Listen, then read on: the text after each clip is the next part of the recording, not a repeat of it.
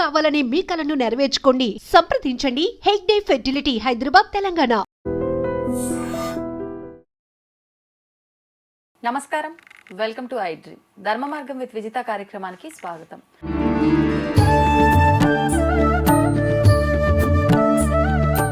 నమస్కారం గురుగారు. ఓం శ్రీ మహాగణాధిపతయే నమః. గురుగారు, సాధారణంగా మనం దేవాలయాలకు వెళ్ళేటప్పుడు పాటించాల్సిన నియమాలు కానీ ఆచరించాల్సిన విధానాలు కానీ ఏమైనా ఉన్నాయా? ఇప్పుడు మనం ఆచరిస్తున్నప్పటికీ తెలిసి తెలియక కొన్ని తప్పులు చేస్తూ ఉంటాం. అలాంటి తప్పులు ఏమైనా ఉన్నాయా చేయకూడనివి? తెలియక చేసే తప్పులేంటమ్మా? అంటే ఇది కరెక్టే అనిపిస్తుంది, దేవాలయంకి వెళ్ళినప్పుడు ఎన్నెన్నో చేస్తుంటాము, అది మన వరకు కరెక్టే అనిపిస్తుంది. ఎవరైనా మీలాంటి వాళ్ళు ఉంటే అది అలా చేయకూడదమ్మా అంటారు. వాళ్ళు చెప్పే వరకు మనకు తెలీదు, ఫస్ట్ మనం వినం. ఆయన నువ్వు చెప్పేది అంటే నేను చేసేది అందరూ ఉండరు కదండి. 90% అలానే ఉన్నారమ్మా. ఓకే, 90% అలానే ఉన్నారు. వినేలా చెప్పండి. జుట్టు విరబోసుకొని వస్తుంటే జడ వేసుకొని రమ్మని అని చెప్పి నా మీద ఎంత ఫైర్ అయ్యారు నాకు తెలుసమ్మా. ఆ గులోకి నన్ను నిషేధించారు. మీరు ఫైర్ అయితే చెప్పుంటారు మరి. పారాయణ నేనేదో జపం చేసుకుంటున్నా, అమ్మ వచ్చింది, అమ్మ కాస్త జుట్టు ముడి వేసుకోవచ్చు కదమ్మా అన్న. ఆ టెంపుల్కి సంబంధించి చైర్మన్ కూతురుతా ఆవిడ. అయితే దాంట్లో జుట్టు ముడి వేసుకోకుండా వచ్చేస్తారా? వెంటనే వచ్చేసి మీరు ఎవరండి అన్నారు. నేనేదో పారాయణ చేసుకుని జపం చేసుకుని, మీరు జపం చేసుకునే వాళ్ళగా వచ్చే భక్తులతో మీకు ఎందుకంటే అన్నారు. ఇది దేవాలయం, నాకెందుకంటారేంటి మీరు?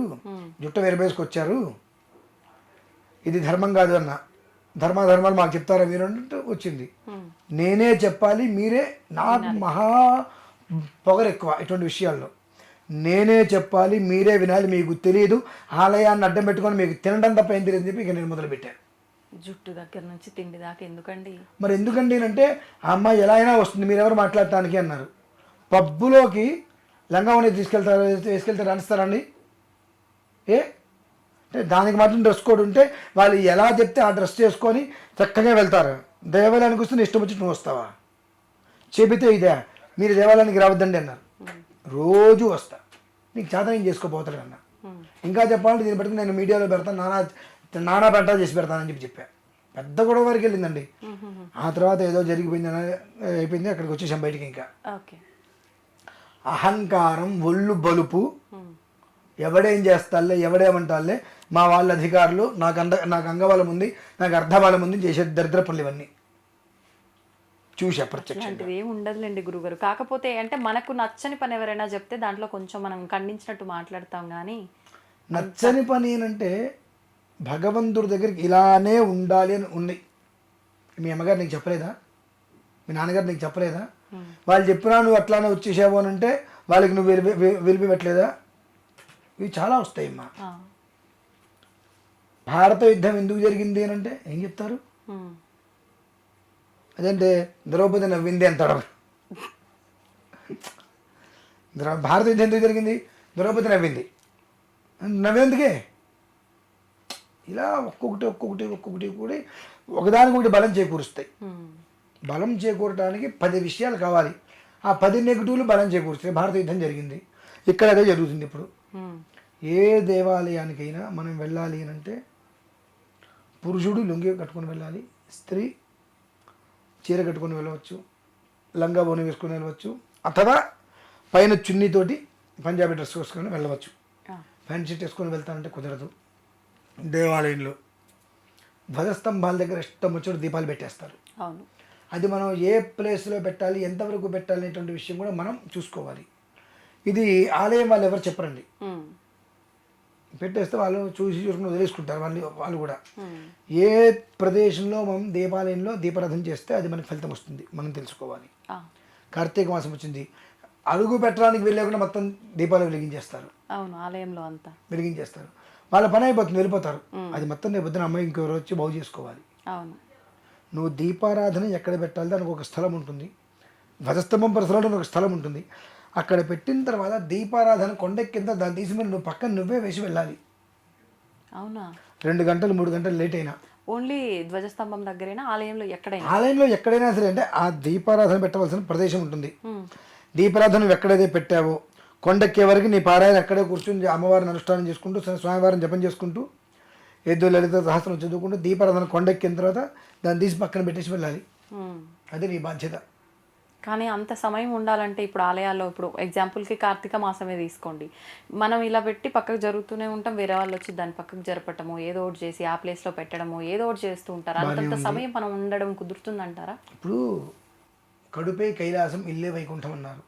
నీ ఇల్లు నీకుందిగా, నీ ఇంట్లో నువ్వు దీపారాధన చేసుకుంటే నేను ఎవరు కాదనరుగా. అక్కడికి వెళ్ళి నువ్వు చేసుకోవాలనుకుంటున్నప్పుడు నిన్ను ఎవరైతే కదిలించకుండా ఉంటారో అక్కడ కూర్చో. అంతే. ఎక్కడ కూర్చుంటే నిన్ను ఎవరు కదిలించరో ఒక 2-3 గంటలు కూర్చో. తర్వాత దీపారాధన పూర్తయిపోయిన తర్వాత మనం అక్కడ కూర్చున్న తర్వాత కూడా మనకు ఉన్నటువంటి విపరీతమైన మూఢభక్తి 2 ప్రమిదలు పెట్టి ఆ ఒత్తులు మన వైపు వేసుకొని వెలిగించుకుంటాం. అది అంటే మనకు దీపం పెట్టుకుంటాం మనం అక్కడ. భగవంతుడికి దీపారాధన వెలిగించామా, మనకు దీపం పెట్టుకుంటున్నామా, తేడా ఉంటుందండి రెండు. భగవంతుడి వైపు ఉండాలి. ఇళ్ళల్లో కూడా ఇటువైపు పెడతారు, ఎందుకు అర్థం కాదు. అవును. నాకు భలే ఆశ్చర్యం వేస్తుంది. ఎవరికి పెడుతున్నట్టు దీపం? ఇటువైపు అంటే పెట్టడం, అటువైపు అయితే చేయటం. పెడుతున్నారా, చేస్తున్నారా? ఇటువైపు మీరు పెట్టారా, మీకు సంపదలు ఉండవు, హరించుకుపోతాయి, పైసా మిగలదు, నిరంతరము ఏడుపే, జీవన పోరాటమే. మనకు ఎండమావుల్లాగా అక్కడేదో మనకి ఇంత కనిపిస్తుంది, రేపు మందే అనిపిస్తుంది, వెళ్ళిన దగ్గర నుంచి అది వెళ్తూనే ఉంటుంది. ఇంకా ఏమి జీవితానికి చీకటి మినహాయిస్తే ఏం కనిపించదు ఇటువైపు పెట్టుకుంటే.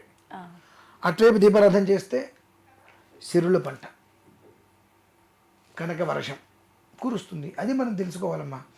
దేవాలయానికి వెళ్ళేటువంటి వాళ్ళు ఇదెందుకు చేయాలి, అదెందుకు చేయాలి అని అడిగేటువంటి వ్యవస్థ ఒకప్పుడు లేదు, ఇప్పుడు తయారయ్యారు ప్రతిదానికి కూడా.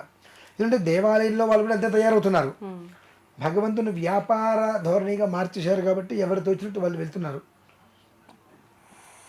ఇంటి దగ్గర నుంచి బయలుదేరితే పసుపు, కాళ్ళకు పసుపు రాసుకొని ఇంటి దగ్గర నుంచి బయలుదేరితే దేవాలయంలోకి వెళ్ళి కాళ్ళు కడుక్కొని మెట్లెక్కిన తర్వాత ఏది ఆలయానికి వెళ్ళావు నువ్వు ముందు, ఆలయంలో ఉండేటువంటి ఆంజనేయ స్వామి అనేది ఒంటె ఉంటుంది బయట, ఒంటెని స్పృశించు, ఒంటెకి నమస్కారం చేసుకో. వైష్ణవాలయానికి వెళ్ళావు, గరుత్మంతుడు ఉంటాడు. శివాలయానికి వెళ్ళావు, నంది ఉంటాడు బయట, ముందుకు నందికి నమస్కారం చేసుకో. నంది భృంగిరతస్తుండి నందినో నందికేశ్వర కర్మ మోటీతు చాముండ చర్మముండ అతు చర్చిక అని కొన్ని మంత్రాలు ఉంటాయి.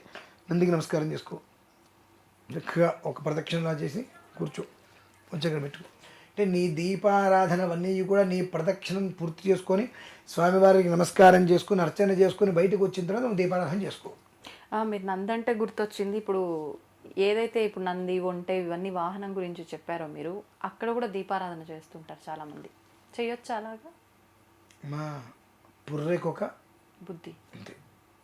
వద్దు అంటారే పనేస్తారా? అంటే వినేవాళ్ళు కూడా ఉంటారు కదా. ఇప్పుడు దేవాలయానికి వెళ్ళినా ఎక్కడికి వెళ్ళినా గోత్రనామాలు మీరు చెప్పొద్దు అని చెప్పే ఎన్నో విషయాల్లో. అవును.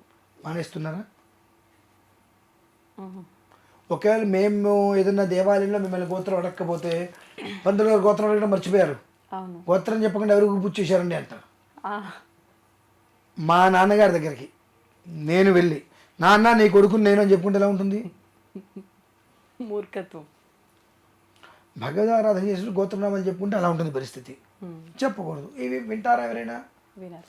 గురుగారు మీరు చెప్తే మేము వింటామని అంటారు, వివరంగా చెప్తా. ఇంకొక దేవాలయానికి వెళ్తే వాళ్ళు గోత్రం పెడితే మీరు చెప్తారా చెప్పరా? మరి ఇప్పుడు గోత్రనామాలు ఇలా చెప్పడము ఇదంతా సాంప్రదాయం, లేకపోతే అసలు ఈ గోత్రం ఎందుకు వచ్చిందండి? పూజ పూర్తయిన తర్వాత చెప్పాలండి గోత్రనామం. మీ ఇంట్లో ఒక పూజ కూర్చుంటారు, 2 విషయాలు గమనించండి. మీ ఇంట్లో కార్పెంటరో కార్పొరేటర్ ఎవరు ఉంటారు కదా మీ ఏరియాకి, కార్పొరేటర్ పేరు నాకు తెలియదు, అదేదో ఉంటారు కదా, ఆయన్ని మీ ఇంటికి పిలవండి ఏదైనా పని మీద. మీ ఇంటికి వచ్చి కూర్చుంటే మీరు ఆయన పక్కన కూర్చున్నప్పుడు మీ ఫోన్ సైలెంట్లో పెట్టుకుంటారుగా, ఆయనకి ఏ డిస్టర్బెన్స్ రావద్దని. ఎవరు ఫోన్ చేయకుండా సైలెంట్లో పెట్టేసుకుని పక్కన పెట్టి ఆ ఇంటికి పిలిచినటువంటి వ్యక్తి బయటికి వెళ్ళేంత వరకు కూడా ఇంకెవరితోటి మీరు వ్యవహారం చేసుకోరుగా. ఆయన గురించి ఆలోచించండి. గబిక్కిన ఆయనకైనా అమర్యాద కలిగితే ఇంకోసారి మన ఇంటికి రాడేమో, మనకి ఏదైనా పనులు చేసి రకరకాలుగా ఆయనకి ఇచ్చి మర్యాద ఇచ్చేసేసి ఆయన ఇంట్లోంచి బయటికి వెళ్ళిన తర్వాత ఇక మనం పని చేసుకుంటాం. అలాగే మీ ఇంట్లో ఒక దేవుని పిలుస్తున్నారు ఆవాహనానికి, సత్యనారాయణ ఏదో కూర్చున్నప్పుడు మీరు బయట నుంచి ఒక నలుగురు వస్తున్నారు, మీరు ఎవరికి ఇస్తున్నారు? నిజం మాట్లాడుకుందాం, జనాలకే ఇస్తారు. జనాలకి ఇస్తున్నారు. ఈయనకెందుకు, ఈయనకి నువ్వు విలువైనప్పుడు అక్కడ నువ్వు కూర్చోడం దానికి, ఆయన విలవడం దానికి, ఆయన అవమానించడం దానికి. ఆయన్ని పిలిచి నువ్వు అవమానించావు, అక్కడ నీ గోత్రం పేరు చెప్పు. ఎవరు అవమానించింది? ఫలానా గోత్రం వాడు, ఫలానా పేరు వాడు ఏం చేశాడు, నిన్ను పిలిచి అవమానించాడు. పాపం చుట్టుందిగా. మరి ఏం చేస్తారంటే మంత్రహీనం, క్రియాహీనం, భక్తిహీనం, హుతాశన. పూజ పూర్తయిన తర్వాత నీళ్ళు వదిలిపెట్టాలి. అంటే మంత్రంలో కానీ, పూజలో కానీ, క్రియలో కానీ ఎక్కడైనా ఏదైనా కనుక ఒక అపరాధం జరిగితే క్షమించి తండ్రి అని చెప్పి నీళ్ళు వదిలిపెట్టేస్తారు. అప్పుడు పూజ ఎవరు చేశారని వస్తుంది. అప్పుడు మన గోత్రం పేరు చెప్పుకోవాలి. లాస్ట్ టైం మీకు గుర్తుందో లేదో, శ్రావణ శుక్రవారం రోజున మనం కూడా అదే చేసాం. ఇంట్లో వాళ్ళందరూ కూడా ఏంటి, పంతులు గారు గోత్రం చెప్పలేదండి, గోత్రం చెప్పలేదంటే అనుకున్నారు. చివరి వరకు చెప్పలేదు మనం. అంటే మొదట్లో చేసేటప్పుడు 10 రకాల కోరికలు కొడతాం. ఆ కోరికలకి తగ్గట్టుగా మనం ఒబేడ్ ఇన్ ఆర్డర్ ఏదో అంటారు చూసారా, అలా అక్కడ ఉంటున్నామా? అంటే ఒక పర్సన్ మన ఇంటికి వస్తే అతనికి ఇచ్చిన వాల్యూ, ఆ పర్సన్కి కూడా జీవితాన్ని పైవాడు భగవంతుడు వస్తే మనం ఇవ్వట్లేకపోతున్నాం. కాబట్టే ఆ ఇవ్వలేని పరిస్థితి వచ్చి ఆ దోషానికి నువ్వు ప్రాముఖ్యత చెందుకొద్దు నీకు అని చెప్పి గోత్రం పేరు లేనటువంటిది అక్కడ వద్దు. చివరిలో మేము ఈరోజు సంధ్యావందనం చేస్తాం. శుభనక్షత్రే శుభయోగే శుభగణ ఏవంగుణ విశేషణ విశిష్టాయాం శుభదతో శ్రీ పరమేశ్వరం తెస్త శ్రీ పరమేశ్వర ప్రీత్యర్థం ఉన్నప్పుడు గోత్రం పేరు వస్తుంది. వెంటనే అక్కడ ప్రాతః సంధ్యాభాషి అని చెప్పేసుకుంటాం. సంధ్యావందనం మొత్తం పూర్తయిపోయిన తర్వాత చతుస్సాగర పడిందో అప్పుడు మా గోత్రం పేరు చెప్పుకుంటాం మేము. అది విధానం. అది మార్చేసేసి నా ఇష్టం వచ్చేట్టు నేను వ్యవహారం చేస్తానంటే అనుభవించేది అందరూ అనుభవిస్తారమ్మా. గురుగారు ఒక డౌట్, అంటే కరెక్ట్గా గుర్తుకు లేదు కానీ ఇది ఇంతే ఉందేమో అనిపిస్తుంది. ఇప్పుడు వ్రతాలు ఇలాంటివి చేసేటప్పుడు వరలక్ష్మి వ్రతం అన్నారు కాబట్టి వరలక్ష్మి వ్రతమే తీసుకుందాము. మొదటి పేజీలో ఫస్ట్ మనం పూజ మొదలుపెట్టిన ఒక 2-3 లైన్ల తర్వాత వెంటనే గోత్రనామాలు చెప్పుకోవాలి అని చెప్పి వస్తుంది కదా, పుస్తకంలో రాస్తారమ్మా. ఇప్పుడు వరలక్ష్మి వ్రతం పుస్తకంలో 2వ పేజీలోనే శుభనక్షత్ర శుభయోగి వచ్చినప్పుడు గోత్రం పేరు వస్తారు. అక్కడ అది కనుక రాజలేదు అని అంటే మీరు ఆ పుస్తకం కొంటారా? అంతే అంటారా?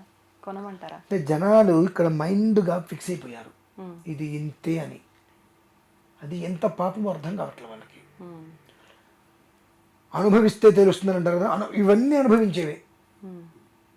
కానీ ఆ తప్పుల వల్లే అనుభవిస్తున్నామన్న జ్ఞానం ఉండట్లేదు కదా.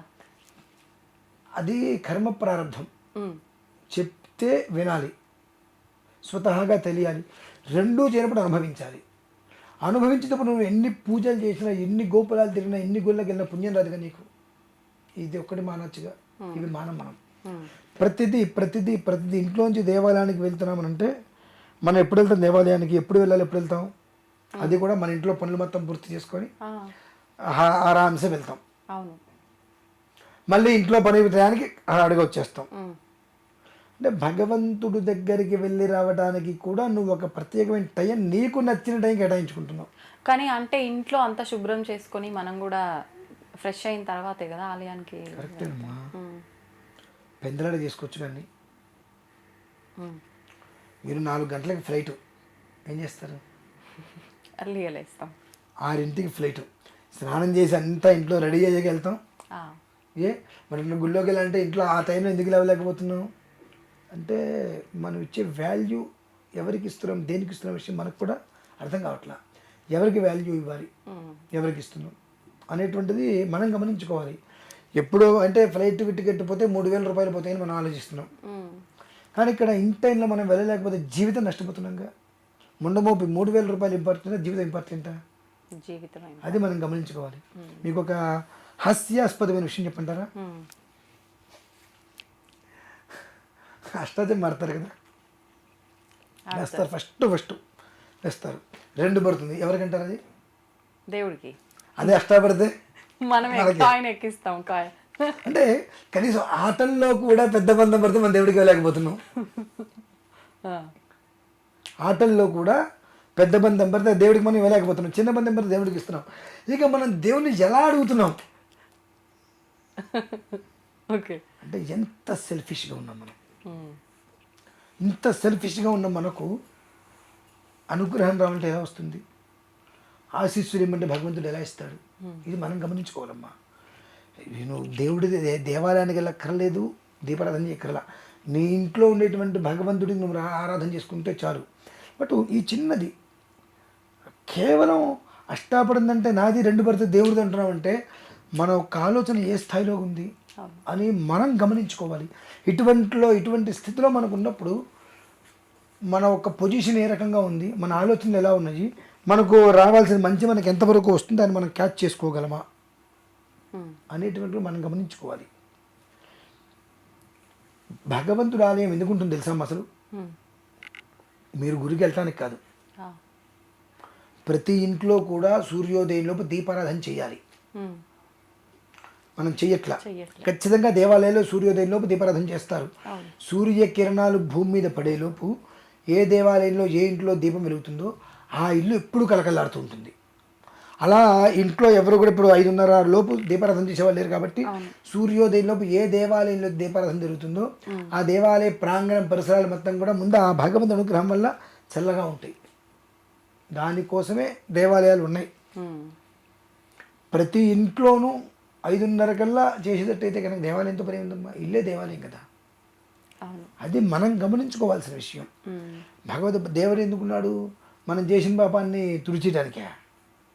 అంటే ఇక ఒకసారి తుడిచేస్తే మళ్ళీ వెళ్తాం, మళ్ళీ పాపం చేస్తాం, మళ్ళీ వస్తాం, ఇదేనా? మన ఇంట్లోనూ దేవుడు ఉన్నాడు. కానీ దేవాలయంలో ఎందుకు ఉన్నాడు దేవుడు అంటే ఆయన దగ్గరికి మనం వెళ్ళినప్పుడు భగవంతుడా, ఆయన ఒక్కరితోటి మనం నిజం చెప్పుకోగలుగుతాం. ఇప్పుడు ఆయనతో కూడా అబద్ధాలు చెప్తాను కదా, వేరే విషయము. ఆయన ఒక్కరితోటి భగవంతుడా, ఈ జన్మలో నా వల్ల తెలుసో తెలియక ఎవరైనా ఇబ్బంది పడ్డారేమో, ఇకపై ఇబ్బంది ఉంటే నన్ను ఇబ్బంది పెట్టు, కానీ నా వల్ల ఎవరిని ఇబ్బంది పెట్టక భగవంతుడా, నన్ను ఇబ్బంది పెట్టు. ఇన్ని ఇబ్బందులు పడ్డా ఎదుర్కోగల శక్తి నాకు నువ్వు ఇచ్చావు, నేను ఎదుర్కొంటా.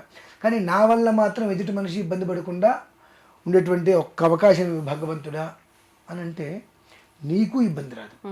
నీ వల్ల ఎవరికి ఇబ్బంది లేకుండా చక్కటి ఆశీర్వచనం భగవంతుడు ఇస్తాడమ్మా.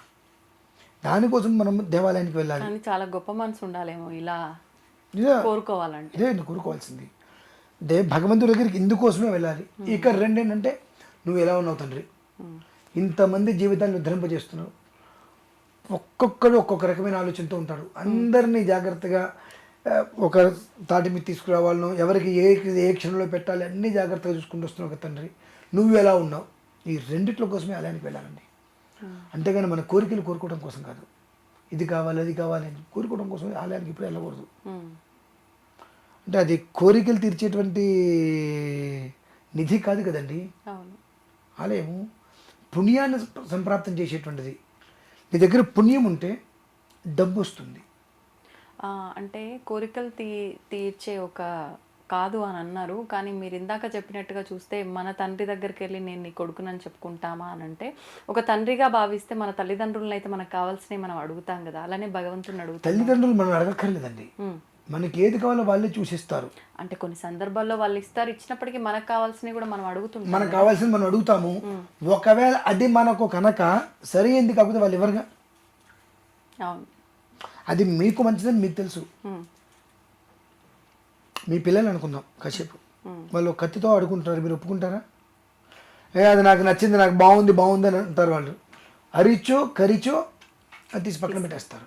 అందువలన పిల్లలకి ఏంటి, అది నాకు బాగుందని వాళ్ళు అనుకుంటారు, అది వాళ్ళకి ప్రమాదం అని చెప్పి మీకు తెలుసు. అలాగే మనం అడిగినప్పుడు భగవంతుని అది మనకు మంచిది అనిపిస్తుంది, అది మనకు మంచిదాకా ఆయనకి తెలుసు. కాబట్టి అది ఇవ్వాలా ఇవ్వకూడదు ఆయన నిర్ణయించుకుంటాడు. సో మనం అడిగింది ఇవ్వలేదు కాబట్టి మనకు భగవంతుడు లేడు. మన మైండ్ తత్వం అన్నది అంతే. కాబట్టి ఆ మన మైండ్ సెట్టింగ్ ముందు మనకు అనుకువగా మార్చుకోవాలి. మైండ్ చెప్పింది మనం వింటాం కాదు, మనం చెప్పింది మైండ్ వినాలి, మనం చెప్పింది మనస్సు వినాలి. ఈ రెండు మన కంట్రోల్లో ఉంటే విశ్వం మనకు కనెక్ట్ అవుతుందండి. ఖచ్చితంగా తెలుసుకోవాల్సిన విషయం. దేవాలయము అంటే ఏంటంటే శరీరమే, దేహమే దేవాలయం, దేహమే దేవాలయం. ఆ దేహమే దేవాలయం అనేటువంటిదంటే దాన్ని ఎంత జాగ్రత్తగా మనం చూసుకోవాలి. నువ్వు ఎంత శుచిగా ఉంటే ఆలయానికి వెళ్తున్నావు. సో నీ దేహమే ఒక దేవాలయం. నీ దేహాన్ని నువ్వు ఎప్పుడు శుభ్రపరుచుకుంటూ ఉంటే దేవాలయంలో ఉన్న దేవుడు ఇంటికి వచ్చి వస్తాడు. అంటే ఎక్కడైతే పరిశుభ్రమైన వాతావరణం ఉంటుందో అక్కడ భగవంతుడు ఉంటాడు. అది నీళ్ళే ఎందుకు కావద్దు, అది మనం గ్రహించుకోవాలమ్మా.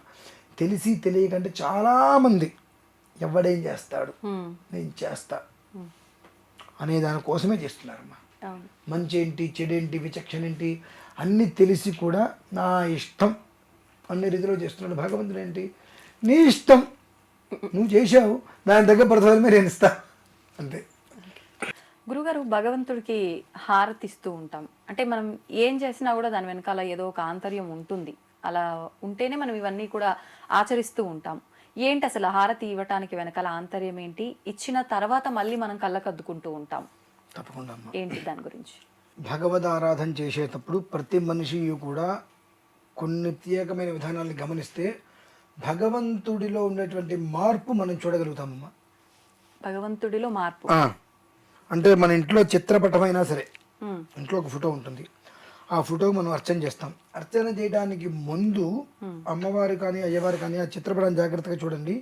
అలానే హారతి ఇచ్చేటప్పుడు చూసినప్పుడు ఒక రకమైనటువంటి వైబ్రేషన్ ఆ ముఖంలో ముఖ కవలికలు కనిపిస్తూ ఉంటాయి. అవును. దానికోసమే మనం హారతిస్తాం. ఎందువల్లనంటే భగవంతుడి యొక్క వెలుతురు కొన్ని కోట్ల సూర్యకాంతి, ఖచ్చితంగా భగవంతుడి రూపాన్ని మనం అలా చూసామా అదే చివరి క్షణం అవుతుంది మనకు. ఉమ్, చివరి క్షణంలో భగవద్ దర్శనం కలుగుతుంది. ఓకే. ఆ ఒకటి ప్రాణమైనా పోవచ్చు, కళ్ళైనా పోవచ్చు, అంత విద్యుత్ కాంతి, అది మనం చేయలేము. ఉమ్, కానీ భగవంతుని మనం దర్శించుకోవాలి అనేటువంటి విషయంలో ఇంట్లో చేసేటువంటి ఆరాధన, దేవాలయంలో ఆరాధన. దేవాలయంలో చూడండి, ఇప్పుడు ఇటువైపు ఏమో కానీ తమిళనాడు వైపు అటువైపు వెళ్తే గర్భాలయాలు ఎక్కడా కూడా ట్యూబ్ లైట్లు కానీ ఏమి ఉండవు, కరెంటు బల్బులు ఉండవు, ఆ, దీపాలు ఉంటాయి కేవలం. ఆ దీపకలికల మీద స్వామివారు మనం చూస్తాం. ఆ హారతి ఇచ్చినప్పుడు చూడండి మొత్తం సువర్ణ తేజోమయ మూర్తి అవుతాడు ఆయన. సువర్ణ కాంతితో మొత్తం కూడా స్వామివారు అవుతూ ఉంటారు. ఉమ్, కొంతమందికి కొన్ని రకాలుగా పసుపచ్చగా కూడా కనిపిస్తూ ఉంటుంది. ఆ, మనం ఏదైతే భగవంతుడి దగ్గర ఏ కోరిక అయితే కోరుకున్నామో ఉమ్, ఆ కోరిక మనకు తీరుతుంది అన్నప్పుడు ఆ మనం హారతి ఇచ్చినప్పుడు మొత్తం సువర్ణ కాంతితో అది నిండి ఉంటుంది. ఆ, అలానే ఇళ్లలో చేసేటప్పుడు చిన్న ఫోటో ఉంటుంది, ఉమ్, ఆ ఫోటోకే సద్యోజాతి విధానంగాను, శ్రీ సూక్త విధానంగాను, ఇంకో ఏదో లలితా సహస్రనామనాథం ఏదో కొన్ని అర్చనలు చేస్తాము. ఆ, ఇంట్లో నిత్య ఆరాధన చేసుకునేటప్పుడు ప్రతిరోజు ఇంట్లో చూడమనండి. ఖచ్చితంగా ఆరాధన చేసేటువంటి ముందు అమ్మవారు ఎలా ఉంటుంది, ఆరాధన చేసిన తర్వాత స్వామి ఎలా ఉంటాడు అనేటువంటిది హిరణ్య పాత్రం మధో పూర్ణం దదాతి మధప్యోసానీతి అనేటువంటి మంత్రాలతో హారతిస్తున్నప్పుడు ఆ దేదీప్యమానమైనటువంటి రూపం, ప్రకాశవంతమైన తేజస్సు మనకు వస్తుంది. మాది భగవంతుడి దగ్గర నుంచి. ఉమ్, హారతి ఎందుకు ఇవ్వాలంటే ప్రత్యక్షంగా మనం భగవంతుని చూడలేం అవును.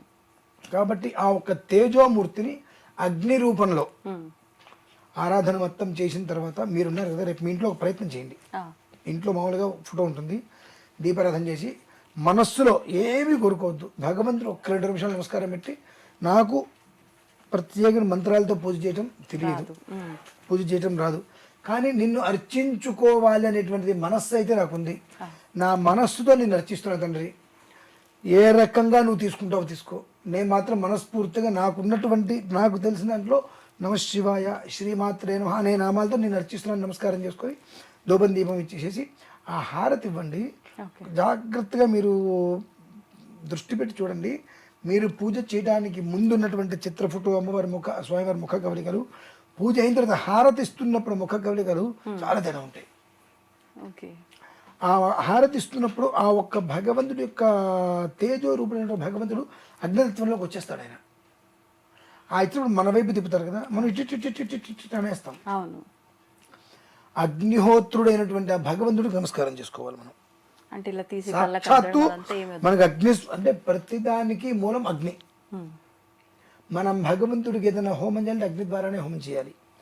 ఏదన్నా ఏది సమర్పించాలన్నా భగవంతుడికి అగ్నిహోత్రం ద్వారానే సమర్పించాలి. అలానే మనకు శబరిమల జ్యోతి, అవును, అరుణాచలం జ్యోతి, ఎక్కడి నుంచో అది కనిపిస్తుంటుంది. అవును.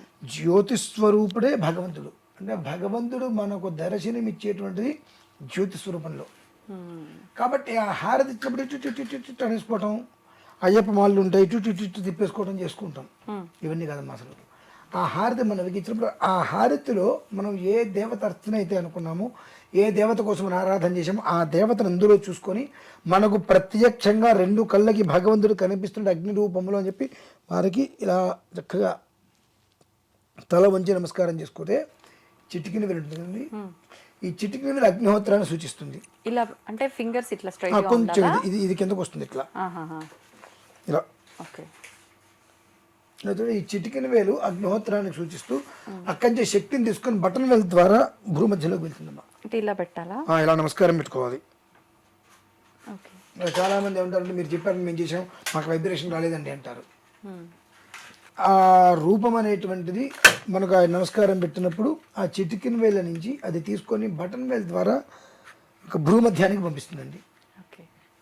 ఆ భూమధ్యము లలాట స్థానం ఈ రెండు అక్కడికి పంపించినప్పుడు మీరు ఒక్కసారి గమనించండి. ఏదైనా మంచి ప్రదేశానికి వెళ్ళినప్పుడు హారతి చుట్టి కళ్ళగద్దుకోకుండా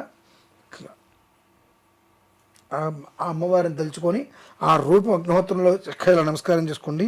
శరీరంలో రోమాలు ఎక్కపరుచుకుంటాయి. కానీ చాలా మంది దేవస్థానాల దగ్గరికి వెళ్ళినప్పుడు బయట ఒక దీపం పెట్టడము, దీపాన్ని కళ్ళకద్దుకోండి అని చెప్పి అంటూ ఉంటారు.